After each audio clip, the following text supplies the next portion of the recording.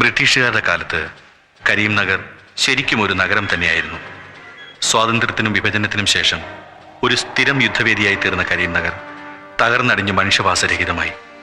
പട്ടാളത്തിൻ്റെ, ശരിക്കും Indian border security ഫോഴ്സിന്റെ കീഴിലുള്ള അതിർത്തി പ്രദേശം. അയൽ രാജ്യത്ത് ആഭ്യന്തര കുഴപ്പമുണ്ടാകുമ്പോൾ അവരുടെ ഭരണാധികാരികൾ ജനശ്രദ്ധ തിരിച്ചുവിടാൻ ഏതെങ്കിലും ഇന്ത്യൻ അതിർത്തികളിൽ ആക്രമണം അഴിച്ചുവിടുകയാണല്ലോ പതിവ്. അത്തവണ അത് കരീംനഗറിലായിരിക്കുമെന്ന് ഇന്റലിജൻസ് മെസ്സേജ് അനുസരിച്ച് BSFന് കൂടുതൽ ആധുനിക ആയുധങ്ങൾ എത്തിക്കാൻ പുറപ്പെട്ട ആർട്ടിലറി സപ്ലൈ കോറിന്റെ ഇൻചാർജ് ആയിരുന്നു.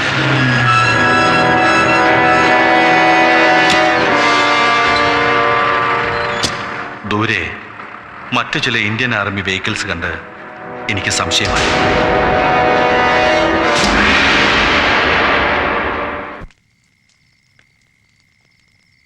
ആരായിരുന്നു അത്? ഒരുപക്ഷെ ശത്രു വേഷം മാറി വന്നതാവും. അല്ല, എന്റെ സീനിയർ ഓഫീസറായിരുന്നു, മേജർ റൊണാക് സിംഗ്. എന്തോ ക്ലറിക്കൽ മിസ്റ്റേക്ക് കൊണ്ട് ഡൽഹിയിൽ TNC കഴിയാത്ത ആയുധങ്ങളായിരുന്നു അത്രേ ഞങ്ങളുടെ വണ്ടിയിൽ. TNC? അതെ, ടെസ്റ്റഡ് ആൻഡ് സർട്ടിഫൈഡ്. പുതിയ ആയുധങ്ങൾ വാർ ഫ്രണ്ട് ഉപയോഗത്തിന് കൊടുക്കുന്നതിന് മുമ്പ് മാനുഫാക്ചറിംഗ് ഡിഫക്ട്സോ മറ്റ് തകരാറുകളോ ഇല്ലെന്ന് ഉറപ്പുവരുത്തണമെന്നുണ്ട്. ആ ഡിപ്പാർട്ട്മെന്റിൽ നിന്ന് കിട്ടുന്ന OK സർട്ടിഫിക്കറ്റിനാണ് TNC എന്ന് പറയുന്നത്. എനിക്ക് സംശയം തോന്നി, അത്തരമൊരു ക്ലറിക്കൽ മിസ്റ്റേക്ക്, ദാറ്റ്സ് ഇമ്പോസിബിൾ. എങ്കിലും സീനിയർ ഓഫീസറാണ് പറയുന്നത്, അതും ഞങ്ങളുടെ ചീഫ് ബ്രിഗേഡിയർ ഗിരിധർ ബർവയുടെ റിട്ടേൺ ഓർഡറും കാണിച്ച്. Was it fake? നോ, അത് ഗിരിധർ ബർവയുടെ ഒപ്പ് തന്നെയായിരുന്നു എന്ന് എനിക്ക് ഉറപ്പുണ്ട്. ഞാൻ എൻ്റെ ട്രക്കുകൾ മേജർക്ക് കൈമാറി. ടെസ്റ്റിംഗ് കഴിഞ്ഞ ആയുധങ്ങളുള്ള അവരുടെ ട്രക്കുകൾ ഏറ്റുവാങ്ങി അതിർത്തിയിലേക്ക് യാത്ര തിരിക്കാൻ ഒരുങ്ങിയപ്പോഴാണ് ഇരുട്ടിൽ മേജർ റൊണാക് സിംഗിന്റെ പുറകിൽ ഞാൻ മറ്റൊരു ഇന്ത്യൻ ഓഫീസറെ കണ്ടത്.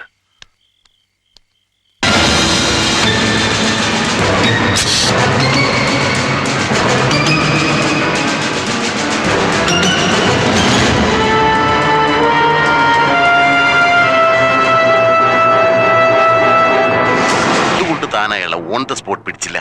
എങ്ങനെ കഴിയും സാർ? എന്റെ സീനിയർ ഓഫീസറിന്റെ കൂടെ അതേ റാങ്ക് യൂണിഫോം ധരിച്ചാണ് അയാൾ നിന്നിരുന്നത്. നരേന്ദ്രൻ ഷെട്ടി എനിക്ക് നേരിട്ട് പരിചയമില്ലെങ്കിലും ആ ബിസിനസ് മാഗ്നറ്റിന്റെ ചിത്രം ഏതോ ന്യൂസ് പേപ്പറിൽ ഞാൻ കണ്ടിട്ടുണ്ട്. അത് ഷെട്ടിയാണെന്ന് ആ സാഹചര്യത്തിൽ ഞാൻ എങ്ങനെ ഉറപ്പിക്കും?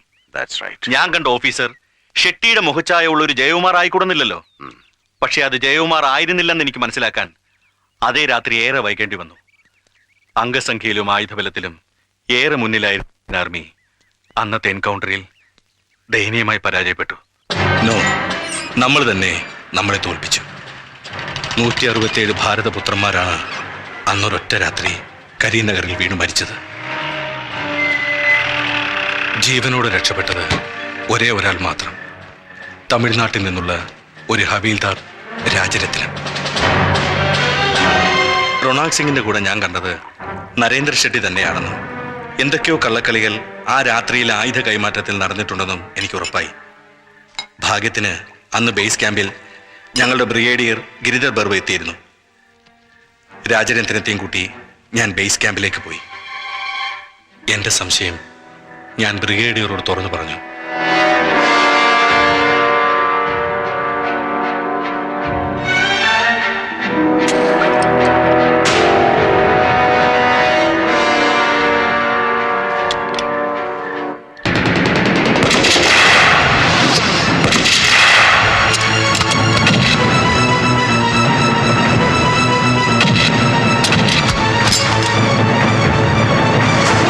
പട്ടാളത്തിന്റെയും പോലീസിന്റെയും കണ്ണുകൾ ഒരേ സമയം വെട്ടിച്ച് കാശ്മീർ മുതൽ കേരളം വരെ ഒരു ഭാരത പര്യടനം. ടെറിഫിക്. മുഹമ്മദ് സാറിന്റെ കൈ പെട്ടില്ലായിരുന്നെങ്കിൽ എന്തായിരുന്നു ശിവറാമന്റെ അടുത്ത സ്റ്റെപ്പ്? മുഹമ്മദ് സാറിന്റെ കൈ പെട്ടതല്ല സുഹൃത്തെ, കീഴടങ്ങാൻ തന്നെ വന്നതാണ്. പൗലോസ് അച്ഛനാണ് എന്നെ ഇങ്ങോട്ട് അയച്ചത്. പൗലോസ് അച്ഛൻ? അച്ഛനെ എങ്ങനെ അറിയാം? റാന്നിയിൽ എന്റെ സ്വദേശത്ത് അച്ഛൻ പണ്ടൊരു പോളിടെക്നിക്കിന്റെ പ്രിൻസിപ്പൽ ആയിരുന്നു. പക്ഷെ ഞാൻ നാട്ടിലെത്തിയത് റോയി അലക്സിനെ കാണാനായിരുന്നു. ആ കൊല്ലപ്പെട്ട ജേർണലിസ്റ്റ്? അതെ, അവൻ എന്റെ ക്ലാസ്മേറ്റ് ആയിരുന്നു. ഒരു മീഡിയ കവറേജിലൂടെ ഇന്ത്യൻ സൈന്യത്തിലെ ആയുധ ലോബിയെ തുറന്നു കാട്ടാതെ രക്ഷപ്പെടാനാവില്ലെന്ന് എനിക്ക് തോന്നി. തേടി നടന്നവനെ കണ്ടെത്തിയെങ്കിലും എന്റെ കഥ പറയാൻ കഴിഞ്ഞില്ല.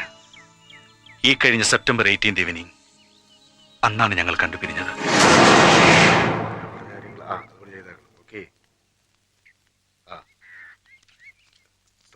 ഉണ്ടല്ലോ.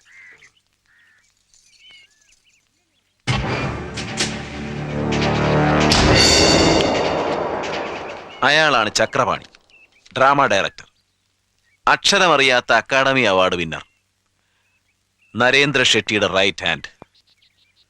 ഇന്ന് രാത്രി ഇവന്റെയൊക്കെ കള്ളി ഞാൻ പൊളിക്കും.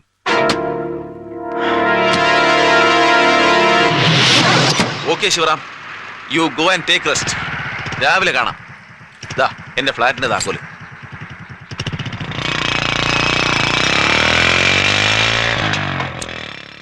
അവൻ പിന്നെ മടങ്ങി വന്നില്ല. പിന്നീടാണ് ഞാൻ പൗലോസച്ചന്റെ അടുത്ത് എത്തിയത്. ആ റഹീം ഹാജി വധം, റോയി കൊലക്കേസ്, ഇത് രണ്ടും തെളിഞ്ഞു കഴിഞ്ഞു. പിന്നെ ആ ഷെട്ടിയും ചക്രവാണിയും നമുക്ക് ഡിങ് ഡിങ് അങ്ങ് പൊക്കിയാലോ സർ? നോ, നമ്മുടെ ടാർഗറ്റ് വല്ലാതെ തിരിയുന്നു. ശിവറാം പറഞ്ഞതും നമ്മളിന്ന് എക്സ്പെരിമെന്റ് ചെയ്തതും കൂടി വെച്ച് നോക്കിയാൽ പിന്നെയും ഉണ്ടല്ലോ മിസ്സിംഗ് ലിങ്ക്സ്, ലൈക്ക് ഫാദർ പൗലോസ്. ആ പൗലോസ് അച്ഛനായിരിക്കണം എല്ലാത്തിന്റെയും കിങ് പിൻ. എങ്കിൽ എന്തിന് അദ്ദേഹം ശിവറാമിനെ ഇങ്ങോട്ട് അയക്കണം? ഒരുപക്ഷെ കഥ അറിയാതെ ആട്ടം കാണുകയാവണം. ഏയ്, ഒരു മുൻപരിചയവുമില്ല. ലേത്ത് ചുമ്മാ പണിയില്ലാതെ കിടന്ന് തുരുമ്പെടുക്കുന്നത് കണ്ടപ്പോ ഞാൻ മലയാളം കൂടാതെ തമിഴ് പത്രത്തിൽ ഒരു ക്ലാസിഫൈഡ് അഡ്വർടൈസ്മെന്റ് കൊടുത്തു. പീസ് വർക്കിന് ആർഡർ അന്വേഷിച്ചു. ആ പരസ്യം കണ്ട ഇയാൾ തേടി പിടിച്ചു വന്നത്. എന്നാലും എന്റെ തമ്പുരാനെ, ആ പരമദ്രോഹി എന്നെ കൊണ്ട് എന്ത് അക്രമമാണ് ചെയ്യിച്ചത്. അല്ല, അടുത്ത കൺസൈൻമെന്റ് എടുക്കാൻ അയാൾ എപ്പോ വരും? നാളെ കഴിഞ്ഞ്. എന്തിനാ അതുവരെ കാക്കുന്നത്? അവന്റെ അഡ്രസ് ഇവിടെ ഉണ്ടല്ലോ, ഇന്ന് തന്നെ അറസ്റ്റ് ചെയ്യണം കള്ളനെ. ബുദ്ധിമുട്ടാവു വച്ചോ. നാഗപ്പ എന്ന പേരും അവൻ തന്ന മേൽവിലാസവും ഒക്കെ ഫേക്ക് ആയിരിക്കും. May be. അച്ഛൻ ഒന്നും അറിയാത്ത പോലെ ആസ് യൂഷ്വൽ നാളെ കഴിഞ്ഞ് അവന് ലോഡ് കയറ്റി കൊടുക്കുക. വീൽ ഹുക്കൻ. பழனி ஆண்டவா முருகா, ஆண்டலூர் விநாயகரே, இந்த வாட்டியும் வழக்கப்படி பணத்தை கரெக்டா கொடுத்துடு. பொன்னிச்சாமி ஐயா, சாப்பிட்டல்ல? ஆமாங்க. வண்டி எடுப்பா.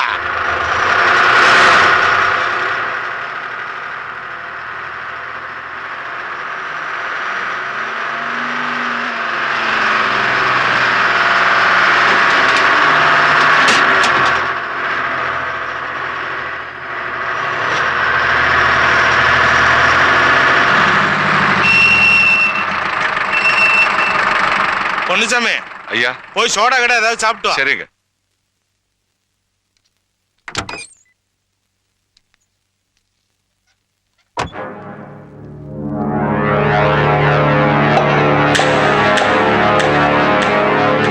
ஐயா, நான் தான் நாகப்பா.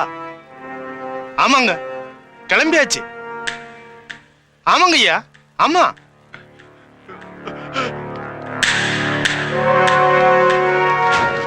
ஆமா ஐயா, வைக்கட்டுமா? சார்ஜ் ஜாஸ்தி ஆகும் ஐயா. சரிங்க ஐயா. ஐயா, பொந்தலூர் வரைக்கும் ஒரு ஆள் லிஃப்ட் கேக்குறாங்க. லிப்ட் கிஃப்ட் ஒண்ணும் முடியாது, நீ வண்டி அடியா. ഇച്ചിരി ഒന്ന് മാറിയിരുന്നേ. വലിയ ഉപകാരം അച്ഛൻ. கடவுளே.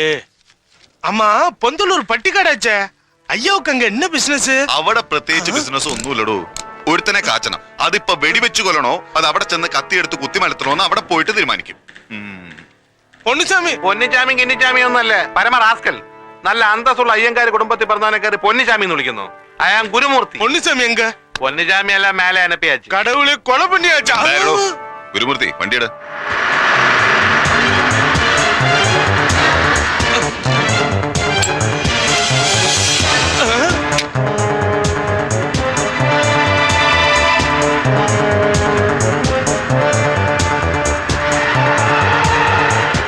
മധുര, ശിവകാശി, വിരുദനഗർ. എങ്ങോട്ടാണോ?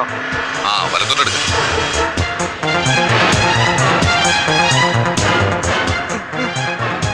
എന്താടോ ഒരു വെപ്രാളം? அது வந்து ബന്ധം എന്തോന്നല്ല കാര്യം പറ. പറയടാ.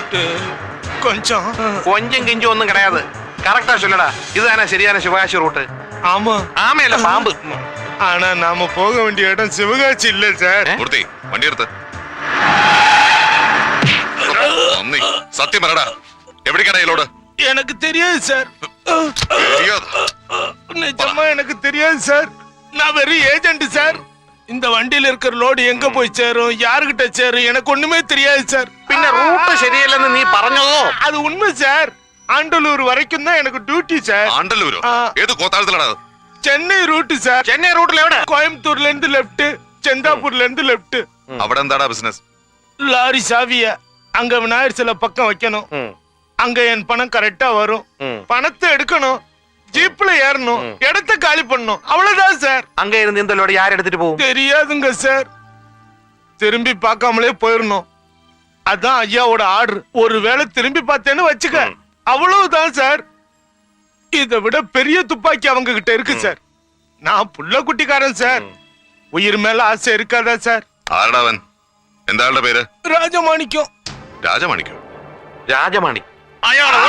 தெரியாதுங்க சார். இந்த பிசினஸ் ஆரம்பிக்கும் போது முதல்ல ஒரே ஒரு வாட்டி தான் சார் நான் பார்த்திருக்கேன். மீதி பிசினஸ் எல்லாம் போன்ல தான் சார். എത്രയാടാ അവന്റെ നമ്പർ? 9843059696. പരിചയം തോന്നുന്നില്ലല്ലോ. ഒന്ന് വിളിച്ചു നോക്കിയാലോ? വേണ്ട, അതൊരു പക്ഷേ രാജമാണിക്യത്തിന് റോങ് സിഗ്നൽ ആയാലോ? റിവേഴ്സ് സെന്റർ സ്ട്രേറ്റ് വേണ്ടല്ലോ.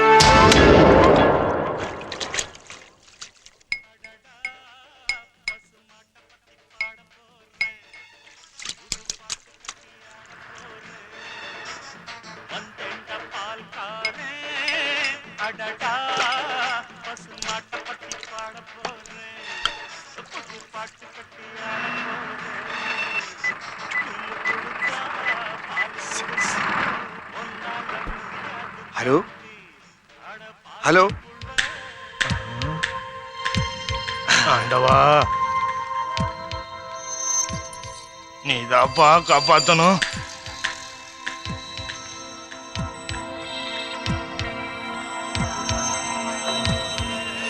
வண்டி எடு, வண்டி எடு.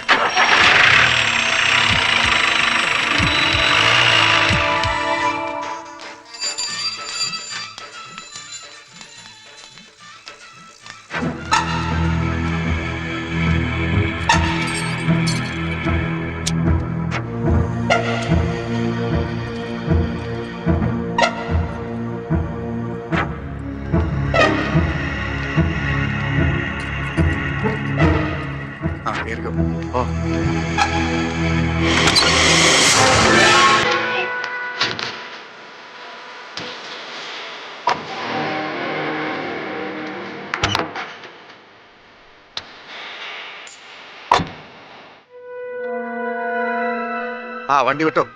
സ്റ്റാർട്ട് ആവുന്നില്ലല്ലോ സാറേ. ആരാടാ നീ? ആ, ജോസഫേ.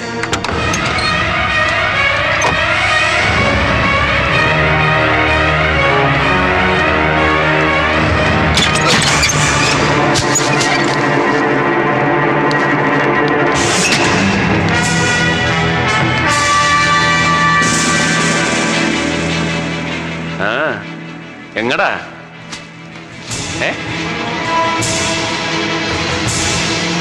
എവിടെ?